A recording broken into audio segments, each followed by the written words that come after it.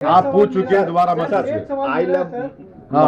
I love मोहब्बत की जगह पे एक आई लव महादेव संगठन, हिंदू संगठन बनाया है, क्या कहेंगे आप? बहुत अच्छा है।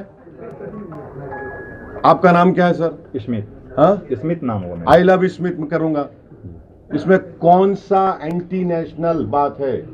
इसमें कौन सा वायलेंस का प्रमोशन का बात है? जब लव से लव आ रहा है तो उसमें आपको तकलीफ क्यों हो रही है? इसका मतलब आप लव के खिलाफ हैं, आप मोहब्बत को मानते ही नहीं है। वो मुगल आजम का एक गाना था, जिंदाबाद जिंदाबाद मोहब्बत जिंदाबाद, दोबारा प्ले करना पड़ेगा इन लोगों के लिए। देखिए एक बात प्लीज समझिए, आर्टिकल 25 संविधान में क्या, फ्रीडम ऑफ रिलीजन। अगर मैं जिसमें मुझे मोहब्बत है और मुसलमान उस वक्त तक मुसलमान नहीं होता जब तक कि वो प्रॉफिट मोहम्मद को अल्लाह का आखिरी नबी रसूल ना माने, और उस वक्त तक उसका ईमान मुकम्मल नहीं होता जब तक कि वो दुनिया में तमाम चीज़ ज़्यादा प्रॉफिट मोहम्मद को चाहे।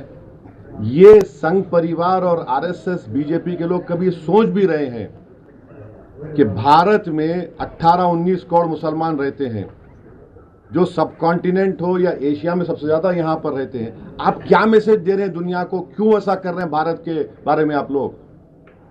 अरे सोचो थोड़ी देर के लिए। लव की बात हो रही है और उत्तर प्रदेश में एडीजीपी साहब कह रहे हैं कि नहीं, हमारी सरकार ने कहा कि नया पोस्टर नहीं लगेगा। Happy birthday prime minister allowed होगा, happy birthday chief minister allowed होगा। तो फिर आप एक कानून बना दीजिए कि इस देश में कोई लव की बात करेगा ही नहीं, तो पहले हॉलीवुड बैठ जाएगा। क्या होगा, कहां जाएंगे हम? अरे मोहब्बत की बात हो रही है, मेरा फेथ है, आपका फेथ है, आपका फेथ है।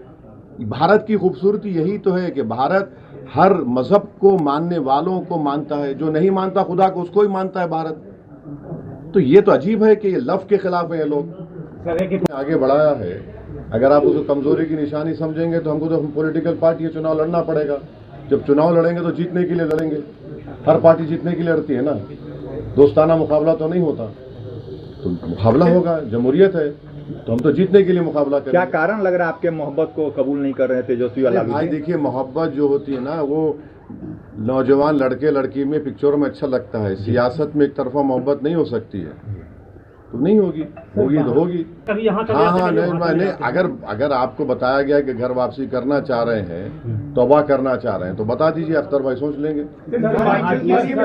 अब देखिए जब लिस्ट आएगी तो इंशाल्लाह आपको पता चल जाएगा, चुनाव तो लड़ेंगे। सचिन पायलट का बयान बंधन में लेना चाहिए, इसको आप कैसे देख रहे हैं? देखिए जनाब सचिन पायलट साहब ने बात कही है तो हम उनका शुक्रिया अदा करते हैं, मगर वो कितना इन्फ्लुएंशियल है, कितना कर सकेंगे नहीं मालूम। मगर आप तमाम की इत्तला के लिए, जब वाइस प्रेसिडेंट ऑफ इंडिया का इलेक्शन हो रहा था, मेरा तो एक ही वोट था।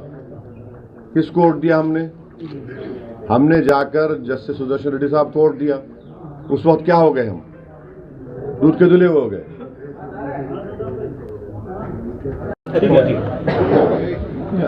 देखिए उसका बैकग्राउंड ये है कि बिहार के जो अपॉलिटिकल कई लोग हैं जो ये गलतफहमी का शिकार थे कि असदुद्दीन ओवैसी अलायंस नहीं चाहता।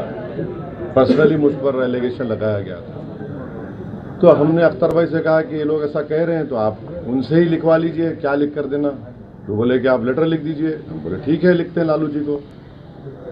फिर उसके बाद लेटर लिख दिए। फिर बाद में उनके फर्जन ने कहा कि हमको नहीं मिला। हमको ताज्जुब हुआ क्योंकि पार्टी के फाउंडर वो हैं। हमने कहा ठीक है, उनको भी लिख दीजिए, उनको लिख दिए। तो ये तो मैसेज जा चुका है कि जो हम पे इल्ज़ाम लगाते थे कि हम अलायंस नहीं चाहते या बातचीत नहीं करते, तो हमने कर दिया है।